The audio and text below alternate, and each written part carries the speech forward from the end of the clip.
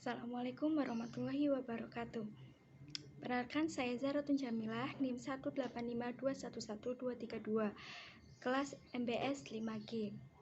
Nah, di sini saya akan sedikit menjelaskan mengenai bagaimana membangun struktur organisasi syariah.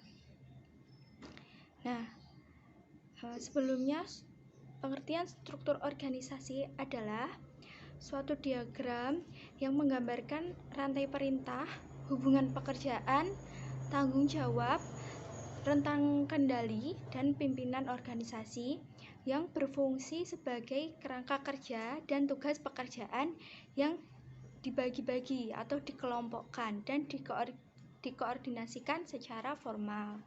Nah, struktur organisasi menunjukkan alur perintah yang mengindikasikan jabatan pekerjaan yang harus bertanggung jawab oleh masing-masing tipe karyawan. Nah, struktur organisasi ini menggambarkan kerangka atau susunan-susunan atas hubungan di antara fungsi, kemudian bagian atau posisi, kemudian juga menunjukkan hierarki organisasi dan struktur sebagai wadah untuk menjalankan wewenang, menjalankan tanggung jawab, kemudian menjalankan sistem pelaporan terhadap atasan atau kepada manajer, dan pada akhirnya memberikan stabilitas dan kontinuitas yang memungkinkan organisasi tetap hidup walaupun orang datang dan pergi setelah pengorganisasian hubungan dengan lingkungan. Jadi struktur organisasi itu seperti bagan atau kerangka yang terdiri dari susunan-susunan, misal para karyawan pada bagian posisi ini dia memiliki fungsi seperti ini atau jabatannya ini. Nah, seperti itu struktur organisasi. Kemudian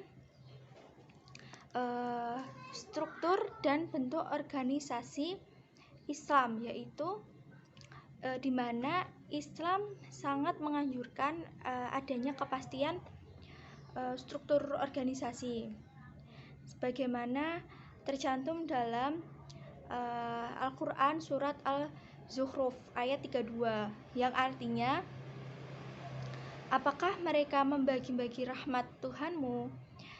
Kami telah menentukan antara mereka penghidupan mereka dalam kehidupan dunia, dan kami telah meninggikan sebagian mereka atas sebagian yang lain beberapa derajat, agar sebagian mereka dapat mempergunakan sebagian yang lainnya, dan rahmat Tuhanmu lebih baik dari apa yang mereka kumpulkan. Nah, dengan adanya struktur organisasi, maka sistem sosial akan berjalan dengan lancar. Dapat dibayangkan jika Allah tidak memperkenalkan atau mengajarkan kita tentang struktur organisasi pada kehidupan kita, maka kehidupan kita itu tidak akan menjadi dinamis. Sama halnya dengan di suatu organisasi, maka jika tidak ada struktur dalam organisasi, maka pekerjaan-pekerjaan itu atau hubungan antara karyawan atau mungkin dengan atasan, maka itu tidak akan berjalan secara dinamis.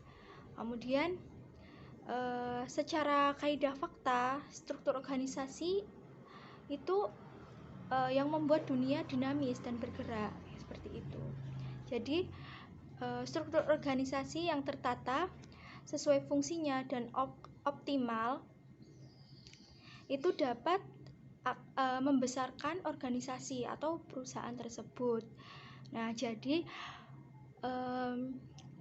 jika suatu organisasi ingin berkembang, kemudian ingin besar, maka perlu adanya atau dibuat struktur organisasi seperti itu.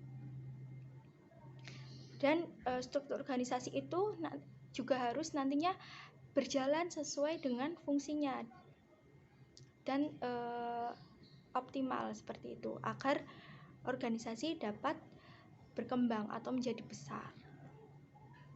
Nah, apabila ada salah kata atau pengucapan, saya mohon maaf. Semoga dapat dimengerti dan bermanfaat.